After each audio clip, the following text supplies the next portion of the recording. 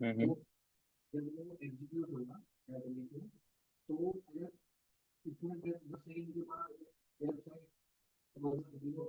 हाँ हाँ।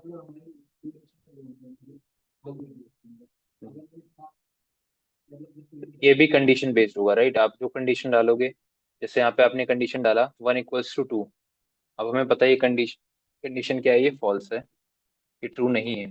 तो ये क्या करेगा, अगर कंडीशन ट्रू है तो वेट करेगा 10 सेकेंड तक, कंडीशन फॉल्स है तो वेट नहीं करेगा। ठीक है, तो यहाँ पर क्या दिखा है, क्योंकि फर्स्ट वाले में एक डिले जनरेट नहीं होगा क्योंकि वो कंडीशन क्या है, फॉल्स है। बट सेकंड वाले में क्या होगा, कंडीशन ट्रू है तो जो डिले है 10 सेकेंड्स का वो जनरेट होगा, जिसकी वजह से आप कंफर्म कर पाओगे कि database time based SQL injection से वल्नरेबल है या नहीं। और जब वल्नरेबिलिटी पता चल जाएगी तो आप इसी तरीके से कुछ स्टेटमेंट्स को जनरेट करके वहां पर टाइम डिले पता कर लोगे। अगर डिले बदल जाएगा कि यूजर नेम का लेंथ, सॉरी, पासवर्ड का लेंथ वही है या नहीं है, मतलब जो भी आप कंफर्म करना है वो आप लोग कंफर्म कर सकते हो। ठीक, तो स्टेटमेंट्स आपकी वैसे ही बनेंगी, बट पहले आपको कंफर्म करे कि वो डेटाबेस वो पर्टिकुलर एंड पॉइंट वल्नरेबल है टाइम बेस्ड एसक्यूएल इंजेक्शन। तो यहाँ पर 2 लैब्स हैं जिसमें से मैं एक करके बताऊंगा आपको कि वाले लैब के अंदर, ये जो लैब है उसमें बस आपको क्या जनरेट, जैसे ही आप 10 सेकंड का या जो भी उसने बोला होगा उतने का आप जनरेट करोगे, लैब सॉल्व हो जाएगी। सेकंड वाले में टाइम डिले तो जनरेट, इंफॉर्मेशन भी रिट्रीव करनी है। तो डायरेक्टली मैं सेकंड वाला बताऊंगा, फर्स्ट वाला आप लोग खुद से ट्राई कर लेना सेम तरीके से जैसे मैं ये वाला करवाऊंगा आप लोगों को। ठीक ठीक है, टाइम डिले के थ्रू कैसे आइडेंटिफाई करते हैं वो मैं बताऊंगा अभी इसी ऐप के अंदर ही। और कुछ डेटा आपको दिया गया है, डेटा के अकॉर्डिंग हम लोग इसको आइडेंटिफाई करने का ट्राई करते हैं।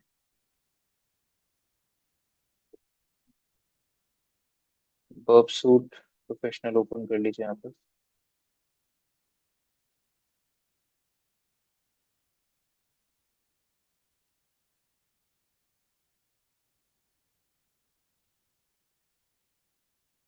नोट्स बना रहे हैं आप लोग अपने? दिखाइए कहाँ बना रहे हो,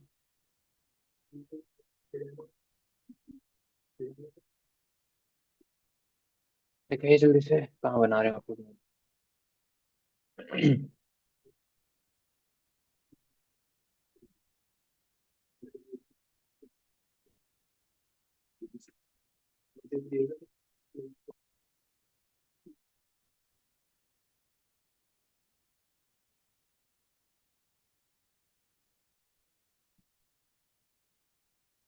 ठीक है, बढ़िया। अपनी भाषा में लिखो, ज्यादा सही लगेगा, क्योंकि वहां से तो, हाँ नहीं, ऐसे ही लिखना है। ठीक है, आपको जो समझ आता है वैसे लिखो, सही बात। कॉपी पेस्ट तो नहीं मारा ना ये भी? चैट जीपीटी को बोल दिया वो लिख देगा।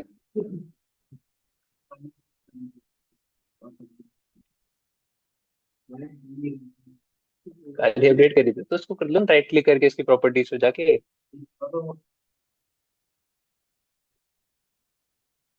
मैंने भी अभी अपडेट करी थी, अभी पता नहीं 1 हफ्ता हो गया शायद, अभी तो नहीं।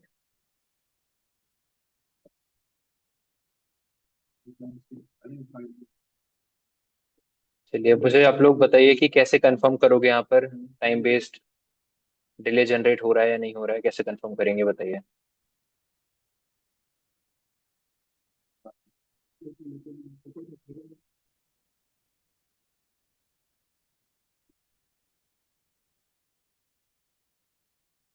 रिक्वेस्ट आप लीजिए, रिपीटर पे लेके जाइए एंड बताइए यहाँ से क्या कंटिन्यू करेंगे अब। सबसे पहले क्या करेंगे, देखेंगे कि क्या सिंगल कोड से कुछ डिफरेंस यहाँ पे देखने के लिए मिल रहा है या नहीं मिल रहा है। वैसे तो टाइम बेस्ड है तो कुछ भी डिले आपको, मतलब कुछ भी अलग आपको नहीं देखने के लिए मिलेगा। आपको क्या मिल रहा है, मैंने सिंगल कोड डाला तब भी क्या मिल रहा है, 200 ओके मिल रहा है। मैं एक और सिंगल कोड डाल दूंगा तब भी मुझे क्या ही मिलना चाहिए, 200 ओके। मतलब वो सिंगल कोड को कुछ भी तरीके से कंसिडर नहीं कर रहा है। ठीक है, तो इसका मतलब ये नहीं है कि ये वल्नरेबल नहीं है, हमेशा याद रखिए। अगर मान लो आपको नहीं मिल रहा है कुछ भी, तो आप ये कंफर्म कर लो कि वहां पर यूनियन नहीं हो सकता, वहां पर आपका बूलियन नहीं हो सकता, वहां पे एरर बेस्ड नहीं हो सकता। बट टाइम बेस्ड या आउट ऑफ बैंड, दो कैटेगरी है जो भी आप आगे पढ़ोगे। अभी आप पढ़ रहे हो टाइम बेस्ड, इसके बाद आप पढ़ोगे आउट ऑफ बैंड। तो वो दोनों हो सकते हैं, तो उनको कंफर्म करने के लिए ही अभी जो हम लोग स्टेप्स करेंगे वो आपको करना पड़ेगा डेटाबेस के अकॉर्डिंग। देखो, जैसे अगर आप वापस जाओ, चीट शीट ओपन कर लो इसका भी, यहाँ पर आपको दिए गए हैं टाइम डिलेस कैसे जनरेट होता है अलग अलग डेटाबेस के अंदर। दिख रखा है यहाँ पे आपको टाइम डिलेस। और एकल हैव कंप्लीट, यहाँ से सारी कमांड्स आपकी एकदम डिफरेंट होंगी, कोई भी ऐसा नहीं होगा जो सेम होंगे, सभी का डिफरेंट डिफरेंट वर्ड्स यूज होंगे। तो ये आपको चीट शीट इसलिए यहाँ पर ज्यादा हेल्प करेगी। और एकल अगर आपको ट्राई करना है तो आप ये एज इट इज कॉपी करके डालो। ठीक है, इसके आगे पीछे जो लगाना है वो लगा सकते हो। जैसे हम लोगों ने क्या क्या चीजें लगाई हैं, आप लोग बताइए मुझे। हम लोगों ने क्या क्या चीजें ऐड करी है इनके आगे पीछे। नहीं नहीं, सिलेक्ट नहीं, सिलेक्ट तो ये स्टेटमेंट तो मैं एज इट इज यूज करूंगा, इसके आगे और कुछ नहीं यूज करना आपको इसके अलावा। ठीक है, बट इन चीजों में आपने और क्या क्या यूज करा है, जैसे अभी तक आपने एंड यूज करना देखा था। इसके अलावा नहीं, कास्ट नहीं, अरे भाई ये कह रहा हूं मैं, आप लोगों ने ये कुछ कैरेक्टर लगाए थे ना। डबल पाइप कॉन्केटेनेशन कैरेक्टर लगाना सीखा था, एंड लगाना सीखा था, यूनियन लगाया था आप लोगों ने। ये कुछ लगाए थे अभी तक। चौथा आपको इस वाले लैब में भी दिया गया है। यहाँ पर आपको क्या बताया गया, सेमीकोलन। सेमीकोलन भी आप यूज, सेमीकोलन का मतलब क्या होता है एसक्यूएल के अंदर।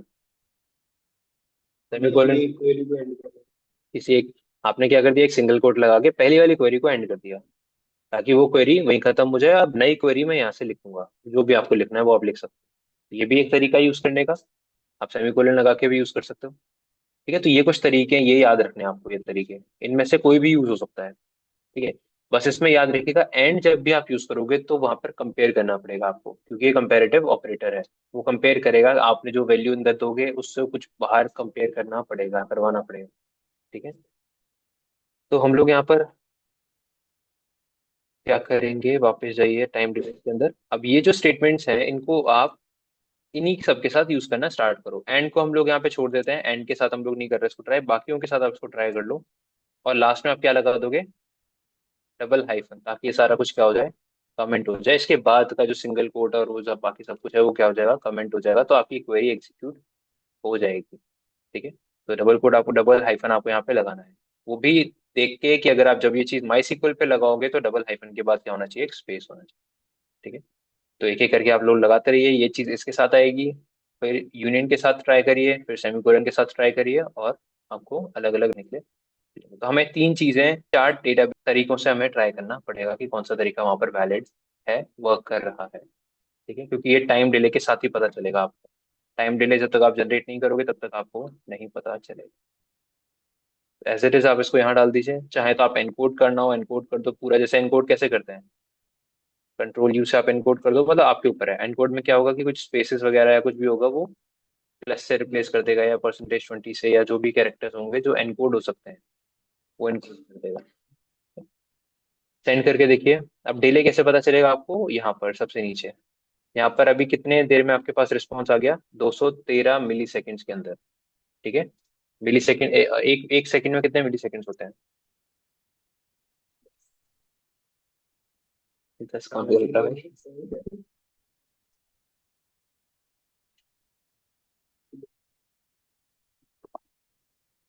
क्या कह रहे हो, 60? 100 भी नहीं हुए, 1000, एक, और एक सेकंड के अंदर 1000 मिली सेकेंड्स होते हैं।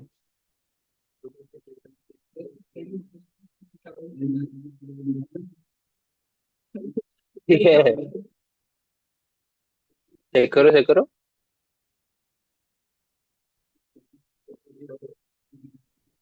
होते हैं ना, ऐसे कहते हैं, हो जाते हैं मिली सेकेंड, तभी तो है वो। ठीक है, एक सेकंड के अंदर कितने मिली सेकेंड्स होते हैं, 1000। ठीक है, यहाँ पे आपको कितना दिखा है, मतलब ये 0.2 सेकंड है ये। ठीक है, मतलब एक सेकंड से भी, एक सेकंड का भी पांचवा भाग है ये। ठीक है, तो ये नहीं है आपका 10 सेकेंड्स का डिले, तो आप यहाँ पर या तो दो तरीके हैं, आप या तो आप इसको रिप्लेस करके यूनियन और बाकी चीजें लिखो, और या तो आप पूरा वही चेंज कर दो। तो अब मैं यूनियन के साथ भी ट्राई कर लेता हूँ इसी को। क्या, क्या ये वल्नरेबल नहीं है, हम 10 सेकंड का डिले जनरेट करना चाह रहे हैं, और ये 213 मिली सेकेंड में आपके पास रिस्पॉन्स आ गया, ये रिस्पॉन्स का टाइम है। अगर रिस्पॉन्स आपके पास जल्दी आ रहा है तो मतलब वल्नरेबल नहीं है, क्योंकि हमारे केस में ये था कि 10 सेकंड का रिस्पॉन्स 10 सेकंड के बाद आना चाहिए था, मतलब यहाँ पे जब तक आपको 10,000 लिखा हुआ ना मिले तब तक आप नहीं समझोगे कि वो वल्नरेबल है ना। नहीं नहीं, आ गया तो है। हाँ, 10,000 का आपको वेट करना है। हाँ तो है वल्नरेबल, तभी तो आप ये तो जनरेट आप डिले जनरेट कर रहे हो आप। ठीक है, तो हम लोग टाइम डिले ही जनरेट कर रहे हैं कि आपको वेट करना है। जैसे आप लोग टर्मिनल पे जाके स्लीप लिखते हो, तो वो 5 सेकंड 10 सेकंड के बाद आपको रिस्पॉन्स देता है। जैसे अगर आपको टर्मिनल में ये चीज करनी है तो आप एक कमांड यूज कर सकते हो, स्लीप। ये डेटाबेस से रिलेटेड नहीं है, वैसे ही है ये। ठीक है, तो ये क्या करेगा, आप 10 सेकंड के बाद मेरे को टर्मिनल वापस करेगा। ये 10 सेकंड तक क्या हो जाएगा, स्लीप पे चले जाएगा, और 10 सेकंड जैसे हो जाएंगे ये मेरे को अपना मेरा शेल जो है वो वापस से प्रोवाइड कर देगा। है ना। तो वैसे आप 1 सेकंड डालोगे, 2 सेकंड डालोगे, तो 2 सेकंड का, 2 सेकंड के डिले के बाद तुरंत मेरा शेल मेरे को वापस कर देगा। ठीक है, तो वैसे ही अब आपको कंफर्म करने के लिए कि ये वल्नरेबल है या नहीं, डिले से जनरेट करवा रहे हैं।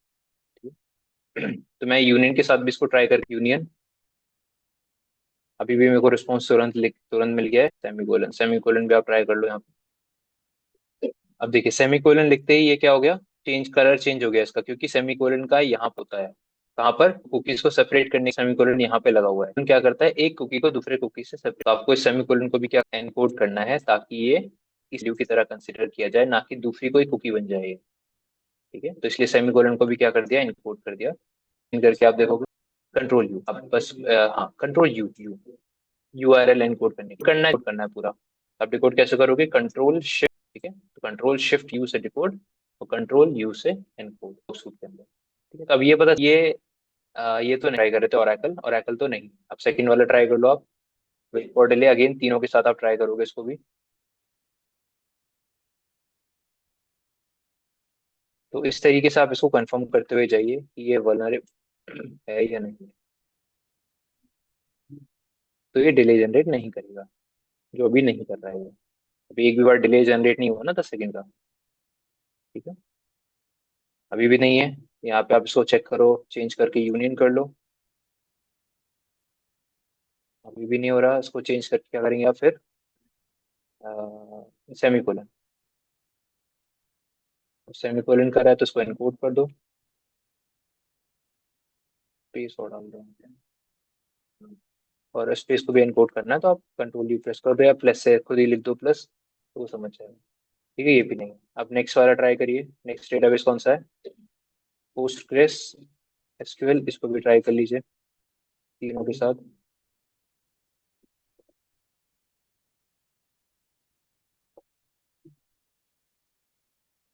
आपके ऊपर है, आप कितने भी पूरे दिन वेट करते रहो। ठीक है, वो आपके ऊपर है। मतलब 10 सेकंड एक ऐसा डिले होता है जो दिख के देखते ही पता चल जाएगा। जैसे ये अब वेट कर रहा है लगभग, ये वेट कर रहा है, तो आपके पास रिस्पॉन्स नहीं आ रहा। और रिस्पॉन्स कभी कभी क्या होता है, नेट की वजह से भी लेट आता है आपके पास। लेकिन अगर यहाँ आपको एज इट इज दिखाई दे रहा है, यहाँ 10,000 कुछ के बाद आपके पास रिस्पॉन्स आया है, तो आपका ये वल्नरेबल है। अब आपकी मर्जी, आप इसको 10 की जगह 20 कर दो या 5 कर दो। तो 5 कर दोगे तो 5 सेकंड के डिले के बाद आएगा, तो अब यहाँ पे 5,000 दिखाएगा आपको। 2 कर दो तो 2,000 के बाद दिखाएगा। तो जितना आपको डिले दिखाई दे उसके अकॉर्डिंग आप समझ सकते हो कि वो वल्नरेबल है। तो ये कौन सा, ये इससे दो चीज कंफर्म हो गई, एक तो टाइम बेस्ड वल्नरेबिलिटी है यहाँ पर, और दूसरा डेटाबेस कौन सा है, ये पोस्टग्रेस सीक्वल।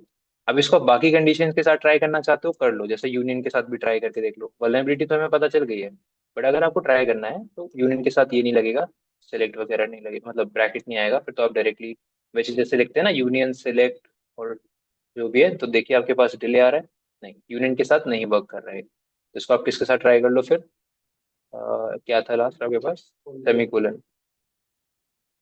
तो सेमीकोलन को इनकोड कर लो, इसको ट्राई करके देखो, सेमीकोलन के साथ भी वर्क कर रहा है ना। तो ऐसे ही आपको मल्टीपल कैरेक्टर्स के साथ उसको ट्राई करके देखना पड़ेगा, क्योंकि कभी कभी क्या होता है, यूनियन ब्लॉक कर दिया जाता है, डबल पाइप को ब्लॉक कर देगा, उससे सेमीकोलन वर्क कर जाए। तो ये सारे ऑपरेटर, ये जो चार मैंने आपको कंडीशंस लिखी हैं, ये ध्यान में रखनी है आपको। चलिए, तो ये आपको पहले लैब में ऐसे ही कुछ करना है ट्राई, आपको देखना है सारे डेटाबेसेस में से कौन सा डेटाबेस है वो, कौन सा डेटाबेस आपको 10 सेकंड का डिले दे रहा है। 10 सेकंड का डिले जनरेट होते ही आपकी पहली वाली जो लैब थी वो सॉल्व हो जाएगी। लेकिन इस लैब में हमें डेटा भी निकालना है, तो हमें ये पता चल गया कि डेटाबेस कौन सा है, और उसके अकॉर्डिंग अब आप एक कंडीशन लिखोगे। वो कंडीशन भी कैसे लिखोगे आप, नीचे आ जाओ तो आपको दिखाई दे जाएगा, कंडीशनल टाइम डिलेज, और यहाँ पर आपको स्टेटमेंट्स दी गई हैं कि आपका जो भी डेटाबेस निकल के आया है, हमारा कौन सा है, पोस्टग्रेस SQL, तो आप उसके अकॉर्डिंग का जो स्टेटमेंट है इसको यूज कर लो यहाँ पे। आप मतलब आपको ऐसी कुछ स्टेटमेंट यूज करनी है, जैसे आपने इसके साथ भी वर्क करा था हमारा, इसके साथ भी करा था, आप किसी के साथ भी यूज कर लो उसको। यहीं पे यूज करना है तो आप एज इट इज उसको लिख दो। अब इसमें क्या लिखा हुआ है, सिलेक्ट केस व्हेन, वही वाला जो आपने एरर बेस में यूज करा था कंडीशन। तो आपने क्या बताया कि सिलेक्ट, जैसे मान के चलो आपने लिखा यहाँ पे 1 = 1, आपको पता है 1 = 1 है, तो ये कितने सेकंड के लिए वेट करेगा, 10 सेकंड के लिए। एल्स PG 0, मतलब 0 सेकंड का डिले करेगा, उसके बाद एंड हो जाएगा। तो हम लोग अगेन कंफर्म कर लेते हैं कि ये स्टेटमेंट सही से वर्क कर रही है या नहीं कर रही है। कंडीशन ट्रू डाली है तो 10 सेकंड का डिले आपके पास आना चाहिए। जाइए वापस से और ये सब कुछ रिप्लेस करके डाल दीजिए यहाँ पर ये, एंड इसको सेंड करके देखिए।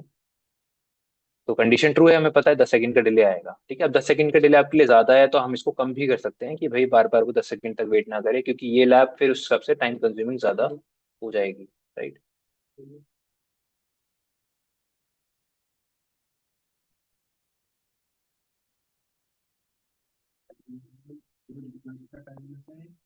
देखो इसने 21,000 कुछ ले लिया, यहाँ पे आपका इंटरनेट का भी कुछ इशू होगा। दोबारा ट्राई करते हैं। बताइए क्या करें।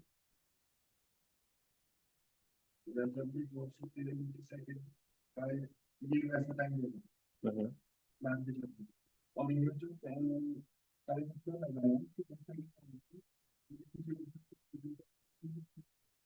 हाँ, फिर आपको पता, इसलिए इसलिए हम लोग ऐसा वैल्यू लिखते हैं जिससे हमें पता चले।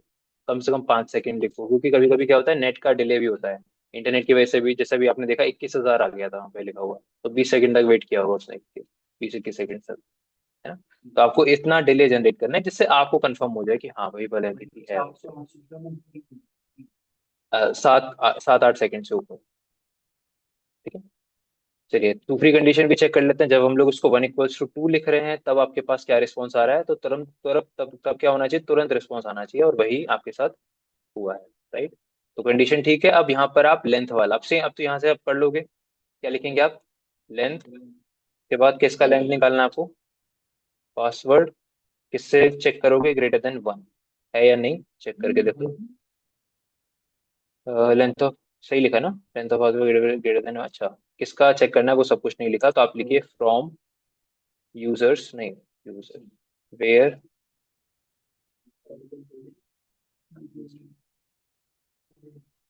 और इसको एक बार आप चेक करके देखिए। तो 1 से 10 सेकेंड्स का डिले यहाँ पे मिलेगा। अब आप 10 की जगह ना 5 ही कर दो उसको, अगर इतनी बार पढ़ना ज्यादा डिले जनरेट करेगा तो आपको बहुत ज्यादा टाइम लग जाएगा। ठीक है, 10 सेकंड का डिले आ रहा है, मतलब एक से बड़ा है, इसको 5 कर दो।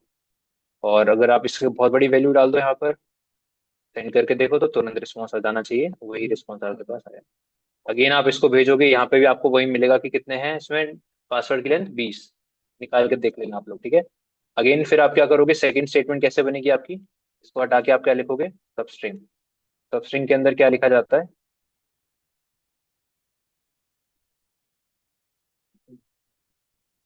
पोस्टग्रे SQL है तो यहाँ पर सबस्ट्रिंग ही आएगा। ठीक है। और यहाँ पर आप लिख दीजिए >m।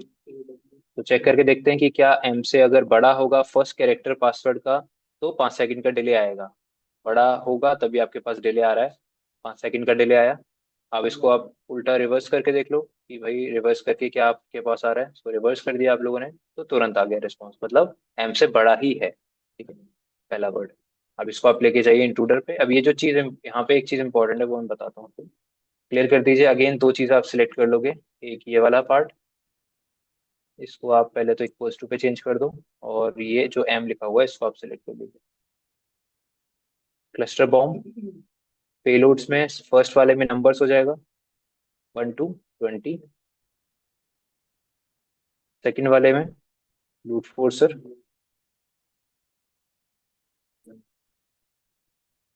अब यहाँ पर एक चीज ध्यान रखिएगा, आप जाइएगा कहाँ पे, रिसोर्स को। जब भी आप कभी टाइम से रिलेटेड अटैक परफॉर्म कर रहे हो, टाइम के अगेंस्ट अटैक परफॉर्म कर रहे हो, तो हमेशा याद रखना कि आपको रिसोर्स पूल पे जाना है। और यहाँ पर होता क्या है कि वो 10 रिक्वेस्ट एक बार में भेज रहा होता है।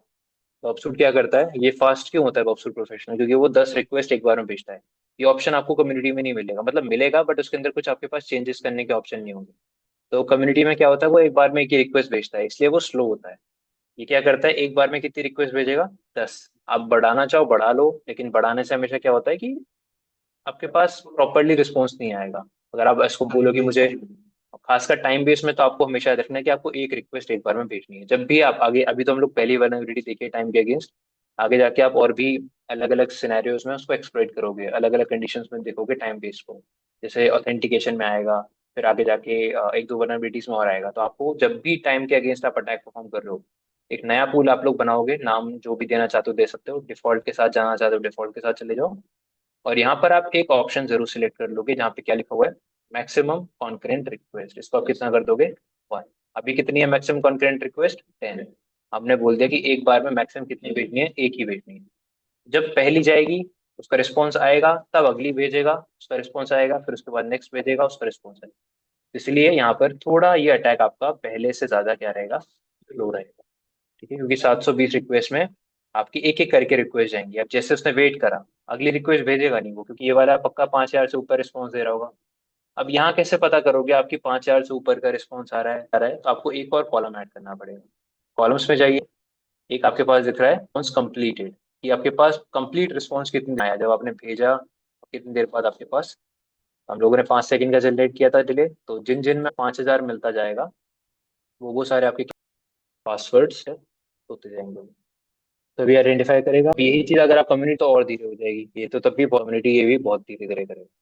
ये वो स्पीड को ना धीरे करता रहता है। आप स्टार्टिंग में तो जल्दी जल्दी भेजेगा, फिर एंड में आ जाता है बहुत धीरे, बहुत ज्यादा। ठीक है, तो ये तब भी बहुत तेज चल रहा है।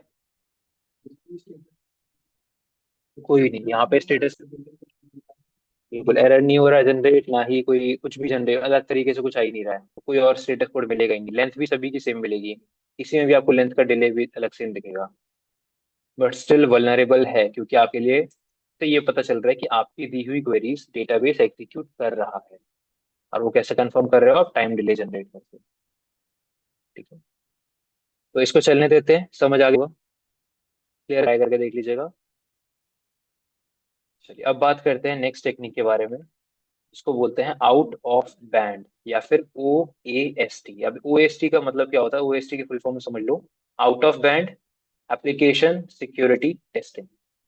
ओ का मतलब out of band application security testing. अब ये होती क्या है, OAST टेक्निक्स आप अगेन पढ़ोगे आगे जाके, जब आप SSRF कर रहे होगे, जब आप कमांड इंजेक्शन कर रहे होगे, जब आप अगेन SQL इंजेक्शन कर रहे हो तब। इन तीनों में आपको आउट ऑफ बैंड वल्नरेबिलिटीज मिलेंगी, और ये बहुत इंपॉर्टेंट होता है आइडेंटिफाई करना, क्योंकि बहुत कम लोग आइडेंटिफाई कर पाते हैं। जब भी हम OAST का यूज करेंगे, एक चीज आपके दिमाग में आ जाना चाहिए कि OAST आपको तब यूज करना होता है जब रिस्पॉन्स डायरेक्टली अटैकर के पास नहीं आ रहा है। अभी होता क्या है, अभी अभी तक आपने जितने भी SQL के टाइप्स पढ़े हैं, वो सब किसके अंदर आते हैं, इन बैंड। इसको क्या बोलते हैं, इन बैंड। इन बैंड का मतलब आपने जो रिक्वेस्ट भेजी है उसी के रिस्पॉन्स में आपको आउटपुट मिल रहा था। आपने रिक्वेस्ट भेजी डेटाबेस की तरफ, उसी के रिस्पॉन्स में मिल गया। जैसे आपने अभी टाइम डिले का रिक्वेस्ट भेजा, रिस्पॉन्स में पता चल गया कि हाँ टाइम डिले जनरेट हो रहा है, वो क्या है, इन बैंड। आउट ऑफ बैंड का मतलब क्या होता है कि आपने रिक्वेस्ट भेजी और रिस्पॉन्स में कुछ नहीं पता चला, मतलब इसमें ये नहीं पता चला कि वल्नरेबल है, ना यूनियन, ना एरर, ना टाइम, ना बूलियन, कोई भी तरीका आपको नहीं पता चला। तो आप स्टिल अभी, आप अभी भी आप श्योर हो सकते हैं कि शायद अभी भी ये जो डेटाबेस है ये वल्नरेबल हो। इससे आउट ऑफ बैंड से, तो आउट ऑफ बैंड का मतलब क्या होता है, मैं एक ऐसी रिक्वेस्ट भेजूंगा डेटाबेस की तरफ जिसमें मैंने कोई DNS क्वेरी ऐड करी होगी। डोमेन नेम सिस्टम, DNS आपको पता है डोमेन नेम होता है, डोमेन नेम को रिजॉल्व करने में हेल्प करती है। मान के चलो मैंने डेटाबेस की तरफ एक डोमेन नेम भेजा। अब वो डोमेन नेम को आपका डेटाबेस क्या करेगा, रिजॉल्व करेगा। और इसको रिजॉल्व करने के लिए वो DNS रिक्वेस्ट जनरेट करेगा। अटैकर यहीं पे इसका एडवांटेज उठा के DNS क्वेरीज को के थ्रू जो डेटा होता है वो किसी एक्सटर्नल सर्वर की तरफ रीडायरेक्ट कर देता है। और ये एक्सटर्नल सर्वर अटैकर कंट्रोल कर रहा होगा। होता क्या एक्चुअल में समझो, जैसे ये अटैकर का सर्वर है, अटैकर ने इसी पे एक DNS सर्विस कॉन्फ़िगर कर रखी है। कि जैसे आपका DNS सर्विस कैसे काम करता है, आपको पता है। आप कोई भी डोमेन टाइप करते हो अपने ब्राउजर पे, उसके उस डोमेन के, जैसे आपने google.com टाइप किया तो गूगल के नेम सर्वर के पास एक रिक्वेस्ट आती है उसका IP पता करने के लिए, कि गूगल इस समय किस IP पे वर्क कर रही है। ठीक है, ये रिक्वेस्ट किसके पास जाएगी? गूगल के नेम सर्वर के पास। तो मान के चलो कि आपने जो डोमेन यहाँ पर डाला है, हम मान के चलो आपने डाल दिया xyz.com। अब ये जो xyz.com है, इसका डोमेन होस्टिंग किस पे हो रखी है? ये सर्वर पे जो अटैकर कंट्रोल कर रहा है। ठीक है। होगा क्या, जब आप ये चीज डेटाबेस को भेजोगे, डेटाबेस इसको रिजॉल्व करने का ट्राई करेगा। वो ट्राई करेगा कि XYZ का आईपी क्या है, क्योंकि उसकी तरफ उसको रिक्वेस्ट भेजने को बोला गया है। अब वो उसको रिजॉल्व करेगा। रिजॉल्व करते ही वो रिक्वेस्ट किसको भेज रहा होगा? इसके डीएनएस सर्वर की तरफ। तो पहली चीज तो कंफर्म कैसे हो जाएगा कि आपका वेबसाइट या आपका डेटाबेस वल्नरेबल है ब्लाइंड से या आउट ऑफ बैंड से? अगर आपके डीएनएस सर्वर पे कोई भी क्वेरी आएगी, तो इससे कंफर्म हो जाएगा कि हाँ, ये वल्नरेबल तो है। हाँ, अटैकर के डीएनएस सर्वर पे अगर वहां से कोई भी रिक्वेस्ट आई, तो ये समझ जाएगा कि वल्नरेबल है। पहली चीज, रिजॉल्व कर रहा है मतलब हमारी क्वेरीज को भी एग्जीक्यूट कर रहा है। ठीक है, पहली चीज।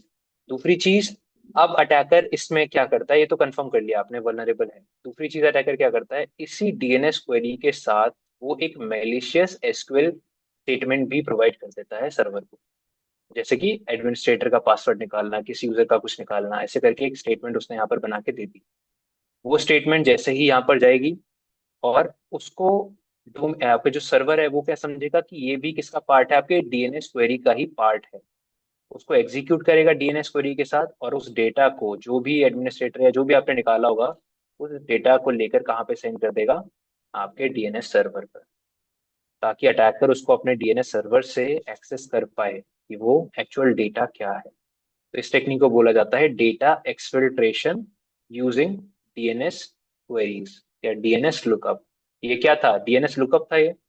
डीएनएस लुकअप प्रोसेस क्या होता है कि जब यहाँ पे आपका सिस्टम एक क्वेरी भेजता है उस डोमेन को रिजॉल्व करने के लिए, उस प्रोसेस को क्या बोला जाता है? DNS lookup. तो डीएनएस लुकअप के प्रोसेस में आपने क्या परफॉर्म कर दिया? Data exfiltration. डेटा एक्सफिल्ट्रेशन क्या होता है कि ऑर्गेनाइजेशन के नेटवर्क से डेटा को अपने सर्वर तक लेके जाना, एक्सफिल्ट्रेट करना। ठीक है। तो इनफिल्ट्रेट का मतलब क्या होता है कि अपने सिस्टम से कुछ भेजना, आप मेलिशियस रिक्वेस्ट भेज रहे हो सर्वर की तरफ, वो होता है इनफिल्ट्रेट करना। एक्सफिल्ट्रेट का मतलब कि सर्वर से कुछ डेटा अपने सर्वर की तरफ लेना, वो क्या कहलाता है? एक्सफिल्ट्रेशन। तो यहाँ पर आप डेटा एक्सफिल्ट्रेशन परफॉर्म करोगे यूजिंग डीएनएस क्वेरीज। तो आउट ऑफ बैंड का हमेशा कॉन्सेप्ट यही रहेगा, चाहे आप अभी एसक्यूएल में पढ़ रहे हो, चाहे आगे जाके एसएसआरएफ में पढ़ोगे, चाहे कमांड इंजेक्शन में पढ़ोगे, वहां पर आपको डीएनएस के थ्रू डेटा एक्सफिल्ट्रेशन करना पड़ेगा। क्या करेंगे? क्वेरीज आपके सिस्टम से जाएंगी, आप आपके कंट्रोल में होंगी। उस रिक्वेस्ट में एक डोमेन नेम होगा, वो डोमेन नेम पे वर्क कर रहा है। अगर आपका जो डेटाबेस है अगर उस पे वर्क कर रहा है, तो वल्नरेबल है। क्वेरी हम दे रहे हैं, हमें रिस्पॉन्स, हमें हमारे ब्राउजर पे हमें कुछ भी नहीं मिलेगा, ना टाइम डिले मिलेगा, ना कुछ कुछ भी नहीं मिलेगा। हमें जो मिलेगा वो हमारे पब्लिक सर्वर की तरफ मिलेगा, वो पब्लिक सर्वर जो हमने होस्ट कर रखा है। अब आप लोगों के पास वो पब्लिक सर्वर कहाँ से आएगा? तो इसीलिए बर्ब सूट प्रोफेशनल के अंदर आपको क्या मिलता है? Burp collaborator. और बर्ब कोलैबोरेटर जब भी जब आपका आउट ऑफ बैंड का कॉन्सेप्ट आएगा, ओएएसटी का आप अगेंस्ट अटैक परफॉर्म कर रहे होगे, तब तक आपको किसको यूज करना पड़ेगा? कोलैबोरेटर को, बर्ब कोलैबोरेटर को। और ये सिर्फ किस में मिलेगा आपको? प्रोफेशनल के अंदर। इसलिए मैंने आप लोगों के सिस्टम पे प्रोफेशनल सेटअप करवाया, ताकि आप लोग इसके लैब्स भी परफॉर्म कर पाए कैसे इसको यूज किया जाता है। डीएनएस क्वेरीज, आप अपने सिस्टम से किसी भी डोमेन को रिजॉल्व करने के लिए जो क्वेरी भेजते हो, जो रिक्वेस्ट भेजते हो कि मुझे इस पर्टिकुलर डोमेन नेम को रिजॉल्व करना है, इसके पीछे आईपी क्या है पता करने के लिए जो आप क्वेरी भेजते हो, उसको बोलते हैं डीएनएस क्वेरीज। तो वो रिजॉल्व करता है उस डोमेन का नेम सर्वर। और नेम सर्वर के पास सारा डेटा होता है कि भाई इसका IPv4 एड्रेस क्या है, इसका IPv6 एड्रेस क्या है, इसका मेल सर्वर एड्रेस क्या है, वो सब उसके इन्फॉर्मेशन नेम सर्वर के पास होती है। वो नेम सर्वर आपका यहाँ पर कौन होगा? Verb collaborator. बर्ब कोलैबोरेटर के अंदर आप दो तरीके के रिक्वेस्ट को पकड़ सकते हो, कैप्चर कर सकते हो, एक डीएनएस और एक HTTP। ये दोनों रिक्वेस्ट को कैप्चर कर सकता है। तभी यूज करके बताऊंगा कैसे यूज किया जाता है इसको। पहले यहाँ तक समझ आ गया? ये पूरा मतलब ये ओवरऑल कॉन्सेप्ट है ओएसटी का, यही होता है ओएसटी, चाहे आप एसक्यूएल में पढ़ो या किसी में भी पढ़ो उसको। ठीक है। तो यहाँ पर सारा काम होता है डीएनएस क्वेरी के अकॉर्डिंग, और इस तरीके की कुछ क्वेरीज होती हैं जो आपको अलग अलग डेटाबेस के अकॉर्डिंग देखना है, तो आप चीट शीट पे चले जाइए, जहाँ पर आपको एक सेक्शन मिलेगा जिसमें क्या लिखा हुआ है? DNS lookup. तो ये जो डीएनएस लुकअप वाला सेक्शन है, ये तो बस ये कंफर्म कर रहा है कि वल्नरेबल है या नहीं है। ये तो कंफर्म करेगा कि आउट ऑफ बैंड से आपका डेटाबेस, जैसे आपने पहले टाइम डिले में जनरेट करके देखा था ना डिले, कि वल्नरेबल है या नहीं है, वैसे ही ये क्या करेगा कंफर्म कि बस वल्नरेबल है आउट ऑफ बैंड से या नहीं। अगर आपके कोलैबोरेटर की तरफ कोई रिक्वेस्ट आएगी तो आप समझ जाओगे कि हाँ वल्नरेबल है। अगर कोलैबोरेटर की तरफ कोई रिक्वेस्ट नहीं आएगी तो आप समझ वल्नरेबल नहीं। और फिर यहाँ पर आप क्या करेंगे, डेटा एक्सफिल्ट्रेशन करेंगे यूजिंग डीएनएस लुकअप। तो डीएनएस लुकअप के थ्रू डेटा एक्सफिल्ट्रेट कैसे किया जाता है, वहां पर आपको इस तरीके की क्वेरीज अलग अलग डेटाबेस के हिसाब से यूज करना पड़ेगा। समझ आया? क्लियर हुआ? तो यहाँ पर हम लोग SSRF और कमांड इंजेक्शन, तीन में हमको ब्लाइंड देखने को मिले। ठीक है।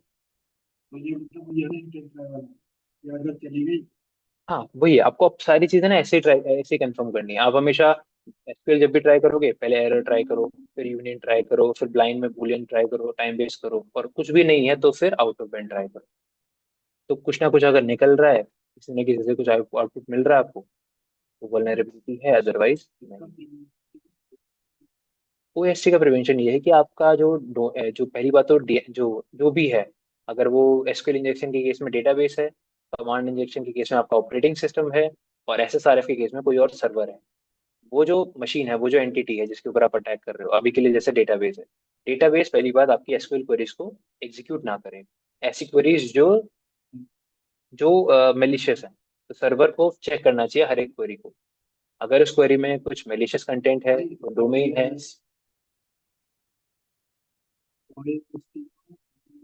वही ओएसटी का तो बता रहा हूँ मैं, कि आपका जो भी सर्वर है वो ये चेक करे कि उसमें कोई डोमेन नेम तो नहीं है। अगर आपको कोई डोमेन नेम भेज, देखो ये सारी रिक्वेस्ट डायरेक्टली हम डेटाबेस की तरफ थोड़ी भेज रहे हैं, हम लोग सर्वर की तरफ भेज रहे हैं। और सर्वर ही ये चीजें एनालाइज करता है कि मुझे इस क्वेरी को एज इट इज फॉरवर्ड करना चाहिए या नहीं करना चाहिए। और वो अगर वो एज इट इज कर देता है फॉरवर्ड तो वल्नरेबल है, नहीं करता एज इट इज, उसमें चेक करता है कि कोई डोमेन नेम, कोई मेलिशियस कंटेंट तो नहीं है, अगर ऐसा कुछ चेक करता है तो वो वल्नरेबिलिटी रुक सकती है, प्रिवेंट हो सकती है वहाँ पे। ठीक है। और दूसरी चीज, आप ये भी कर सकते हो कि डेटाबेस को पब्लिक इंटरनेट का एक्सेस ना रहे, कि वो इंटरनेट पे कोई रिक्वेस्ट ना भेज पाए। वैसे ये करना मतलब इतना पॉसिबल नहीं है, डेटाबेस को भी इंटरनेट एक्सेस करने की जरूरत होती है, हाँ।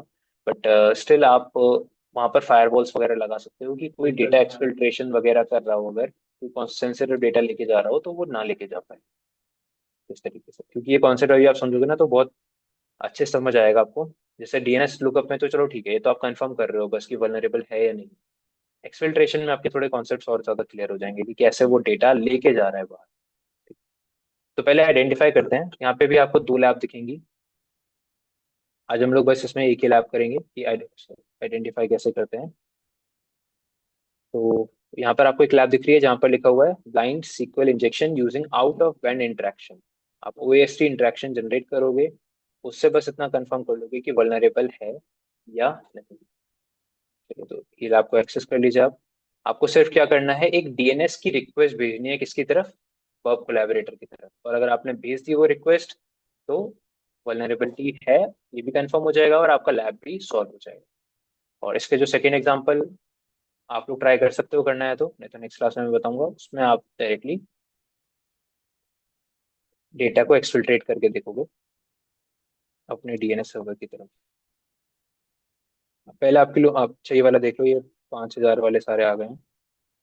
तो जितने भी 5,000 वाले आपको दिख रहे हैं, ये सारे क्या है यहाँ पे पासवर्ड है उस पर्टिकुलर उस लैब का जो आपने बताया। तो फर्स्ट का हो गया, एक्स हो गया।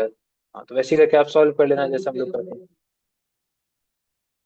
यहाँ ये तो आपको लिखना पड़ेगा, ग्रुप नहीं बना सकते, हाँ जैसे मैं लिखता हूँ ना वैसे आपको लिखना ही पड़ेगा। नहीं वो तो आप कर लो, वो तो कर सकते हो, राइट क्लिक करके हाईलाइट के बाद फिल्टर पे जाइए, और यहाँ पर आप क्लिक कर दो शो ओनली हाईलाइटेड आइटम्स। तो सिर्फ आपके सामने हाईलाइटेड वाले दिखेंगे, फिर आप इसको सॉर्ट कर लो 1 से लेकर 20 तक। अब आप एक एक करके सारे लिख लो। ठीक है, ये सारे एक एक करके अब आप लिख सकते हो।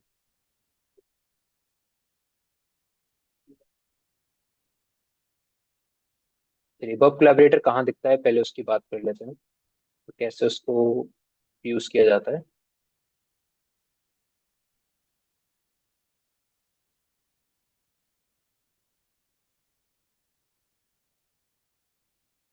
देखिए वर्ब कोलैबोरेटर के लिए सबसे पहले आपको कहाँ जाना है। देखो नए वाले जो भी वर्ब सूट होंगे ना, जैसे अगर आप कभी 2024 2025 के अगर आप देखोगे वर्ब सूट, तो उसमें ना यहीं पे एक टैब होता है कोलैबोरेटर के नाम से। जैसे रिपीटर लिखा है ना, रिपीटर के शायद जस्ट बाद वाला ही होता है कोलैबोरेटर के नाम वाला टैब। आप अगर कम्युनिटी एडिशन में भी चेक करोगे ना, उसमें मिलता है लेकिन फ्री नहीं होता, मतलब यूज नहीं कर पाते। होता है उसके अंदर कम्युनिटी के अंदर टैब जिसके अंदर कोलैबोरेटर लिखा होता है, बट वो बोल देता है कि आपका कम्युनिटी फ्री एडिशन में वर्क नहीं करेगा वो, आपको पेड एडिशन लेना पड़ेगा। लेकिन यहाँ पर अगर, क्योंकि ये पुराना वर्जन है 2022 का आप लोग यूज कर रहे हो ये, तो आप वर्ब पे जाओगे और आप कहाँ पे जाओगे, वर्ब कोलैबोरेटर क्लाइंट। इस पे क्लिक करते ही एक विंडो के ओपन होके आएगी आपके सामने। और इस विंडो में आपके सामने लिखा हुआ है कॉपी टू क्लिपबोर्ड। ये क्या करेगा, जैसे आप क्लिक करोगे इसके ऊपर तो एक डोमेन नेम कॉपी कर देगा, एक डीएनएस नेम कॉपी करेगा जो यूनिक होगा। जैसे अगर मैं आपको यहाँ दिखा दूं, ये वो डीएनएस नेम है जो उसने मेरे को भी दिया है जनरेट करके। ठीक है। तो इस डीएनएस रिक्वेस्ट की तरफ कोई भी, इस पर्टिकुलर डोमेन की तरफ कोई भी रिक्वेस्ट जाएगी, वो मुझे कहाँ देखने के लिए मिल जाएगी, वर्ब कोलैबोरेटर के ऊपर, तब जब मैं पोल नाउ पे क्लिक करूंगा। या तो ये हर 60 सेकंड में खुद पोल करता है। पोल करना मतलब कंफर्म करना कि कोई रिक्वेस्ट।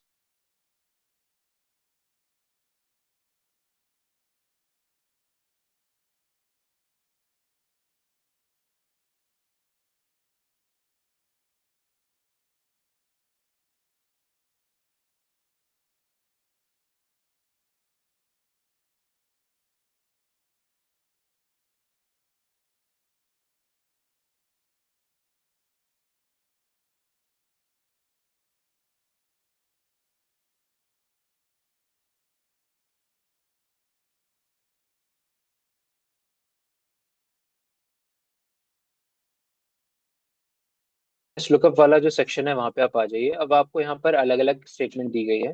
और यहाँ पर अगर आप ध्यान से देखोगे तो ओरेकल के लिए दो स्टेटमेंट दी गई है। ओरेकल के दो अलग अलग वर्जन्स के लिए, एक है अनपैच्ड ओरेकल इंस्टॉलेशंस के लिए। ओरेकल के कुछ पुराने वर्जन्स जो कि एक वल्नरेबिलिटी से वल्नरेबल थे, जिसका नाम था एक्सएक्सई। एक्सएक्सई का फुल फॉर्म क्या होता है, एक्सएमएल एक्सटर्नल एंटिटीज। ठीक है, एक्सएक्सई एक वल्नरेबिलिटी थी जो अब तो ज्यादातर नहीं मिलती है। बहुत पुरानी वल्नरेबिलिटी है, क्योंकि ये एक्सएमएल डॉक्यूमेंट्स में मिलती है। एक्सएमएल डॉक्यूमेंट्स अगर आपको कहीं दिखते हैं किसी वेबसाइट में यूज होते हुए, तो आप ये ट्राई कर सकते हो। एक्सएमएल में ये होता है कि आप अपने खुद के एंटिटीज, खुद के टैग्स वगैरह डिफाइन कर सकते हैं। तो अगर आपको ये चेक करना है कि शायद उसका टारगेट वाला अनपैच्ड और एकल इंस्टॉलेशन हो, तो ये वाला ट्राई करोगे। अगर फुल्ली पैच्ड है तो ये वाला ट्राई करोगे। That's it. ये ओरेकल के लिए दो है। फिर माइक्रोसॉफ्ट के लिए ये वाला हो गया, पोस्टग्रेस के लिए ये हो गया, और एम एस माई सिक्वल के लिए भी अगेन दो दिए हुए हैं, एक ये और एक ये। दो अलग अलग है। ठीक है। तो आप इनमें से कोई भी ट्राई कर सकते हैं। तो सबसे पहले तो हमें ही नहीं पता कौन सा है, तो आप फर्स्ट वाला कॉपी कर लीजिए, नोट पैड पे ले आइए उसको। अगेन यहाँ पे भी आप यही चारों के साथ इसको ट्राई करके देखोगे कि किसके साथ वर्क कर रहा है, किसके साथ नहीं वर्क कर रहा है।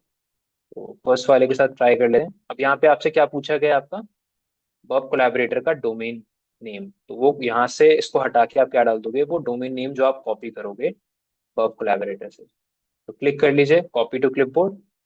देखना जितनी बार आप क्लिक करोगे उतनी बार आपको, इस बार मुझे नया मिला होगा। ठीक है। तो हमेशा याद रखना, ये लेटेस्ट वाले के रिकॉर्ड्स आपको दिखाएगा। यहाँ पे लेटेस्ट वाले की तरफ जितनी भी रिक्वेस्ट आएंगी ना, वो दिखाएगा आपको ये, ना कि पुराने वाले की तरफ। तो याद रखना, जैसे मैंने क्लिक कर दिया इस पे, तो ये समझ लो एक तरीके से रीसेट हो जाएगा ये। अब मुझे ये किसके अकॉर्डिंग रिक्वेस्ट दिखाएगा, कि इस डोमेन पे अगर कोई रिक्वेस्ट भेजेगा ना, तो वो मुझे दिखाएगा। तो ये याद रखना ये चीज आपको। तो यहाँ पर मैं इसकी जगह ये डोमेन पेस्ट कर देता हूँ। ठीक है। HTTPS करना है तो आप HTTPS कर दो, इसको कोई प्रॉब्लम नहीं है, क्योंकि HTTPS पे वर्क कर लेता है। अगर आपको HTTP रखना है तो आप HTTP रख दो, कोई नहीं। तो ये कुछ हमारा बन के आया है, इसको कॉपी कर लीजिए और उसमें कोई चेंजेस नहीं करने हैं।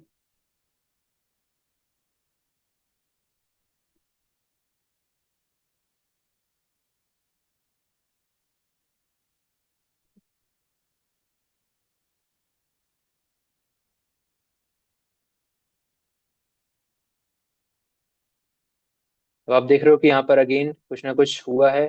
ब्लू कलर का दिख रहा है ना ये नीचे वाला।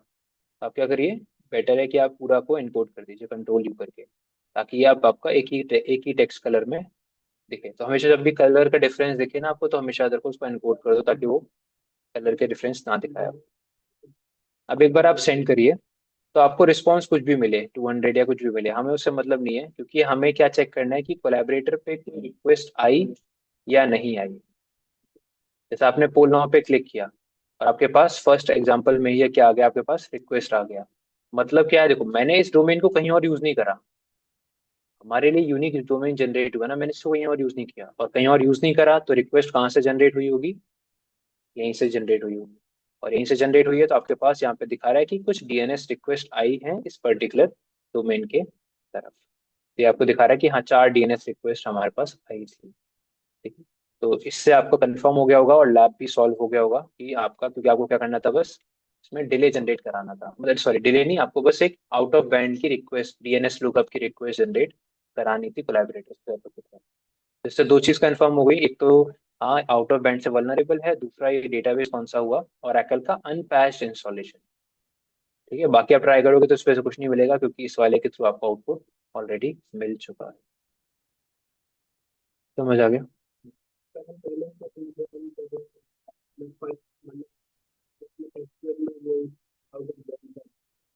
हाँ हाँ, यही करना पड़ेगा, बिल्कुल। हाँ बिल्कुल यही करना होगा आपको जब भी किसी वेबसाइट पर ट्राई करोगे, इसलिए लोग क्या करते हैं, ऑटोमेटेड मेथड यूज कर लेते हैं, कुछ लोग एसक्यूएल मैप जैसे टूल यूज कर लेते हैं, कुछ लोग अपना क्या बोलते हैं, वर्बसूट प्रोफेशनल का ऑटोमेटेड स्कैनर यूज कर लिया, या फिर वायरलेस यूज कर लिया, नेसस यूज कर लिया वल्नरेबिलिटी आइडेंटिफाई करने के लिए। हो सकता है क्योंकि वो इतने सारी रिक्वेस्ट भेज रहा होता है तो कुछ मिस कर सकता है, बहुत कम चांसेस होते हैं, बट हाँ मिस कर सकता है वो रिक्वेस्ट को भी। यही लैब्स ना आप ट्राई करके देखना एसक्यूएल मैप से भी आराम से हो जाएंगे, ट्राई करके देखो आप लोग, एसक्यूएल ट्राई करना, टाइम डिले भी देख लेना, ब्लाइंड वगैरह भी ट्राई करके देखना। उसमें आउट ऑफ बैंड का कोई मेथड नहीं है, बट हाँ बाकी सारी चीजें हैं उसमें, आप लोग ट्राई करके देखो उसको एसक्यूएल मैप के थ्रू। एसक्यूएल मैप भी आपको मैंने सीएच के टाइम पे बताया था कैसे यूज करते हैं। कौन सी? हाँ हाँ, देखो सिक्योरिटी के लिए जो होता है ना, बाईपास करने के लिए आपके पास अभी एक लैब आएगी इसमें आपके पास, जिसमें आप इनकोडिंग के थ्रू बाईपास करोगे उसको। तो हम इनकोडिंग करते हैं अलग अलग तरीकों से। आप हेक्स डेटा के फॉर्म में इनकोड कर सकते हो, यूआरएल इनकोड कर सकते हो, आप एक्सएमएल फॉर्म में इनकोडिंग कर सकते हो, डिपेंड करता है आपका डेटा कैसे जा रहा है, वो सेम करो। तो उसके लिए ना एक एक्सटेंशन भी होता है जो आप यूज कर सकते हो कर्व सूट के अंदर ही। एक्सटेंशन का नाम नहीं नहीं, तो वर्कस्टोर में क्या होता है, आपके पास एक्सटेंशंस होते हैं, एक्सटेंडर के अंदर आपको मिलते हैं, बी ऐप स्टोर, ये इसके अलग अलग एक्सटेंशंस हैं। अब इसमें से कौन सा है वो,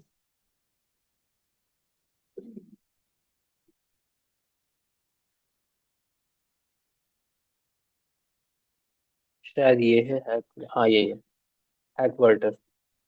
इसको हम लोग यूज करेंगे जब एक लैब आपको होगी, शायद इसमें लास्ट लैब है जो आपकी है ना, वो एनकोडिंग के थ्रू परफॉर्म करके दिखाया गया ताकि आपको एनकोडिंग करना भी है। तो हैकवर्टर एक एक्सटेंशन है, एक्सटेंशन जैसे आप ब्राउजर में ऐड करते हो, ब्राउजर की कैपेबिलिटीज बढ़ा देता है वो, वैसे ही आप बॉक्सूट में भी बहुत सारे एक्सटेंशन ऐड कर सकते हो। प्रोफेशनल के लिए ज्यादा होते हैं, मतलब सारे प्रोफेशनल के लिए तो सारे अवेलेबल हैं, कम्युनिटी के लिए कुछ लिमिटेड एक्सटेंशन आपके पास अवेलेबल है। चलिए यही तक रखते हैं आज का सेशन, नेक्स्ट क्लास में इसके आगे का, नेक्स्ट क्लास में आपका एसक्यूएल कंप्लीट हो जाएगा तो आप लोग थोड़ा प्रैक्टिस कर लो। लास्ट क्लास होगी आपकी, नेक्स्ट क्लास एसक्यूएल की, तो प्रैक्टिस कर लीजिए आप लोग, कोई डाउट वगैरह कुछ भी हो नोट्स बना लो अपने, तो आप लोग मुझे बताइए।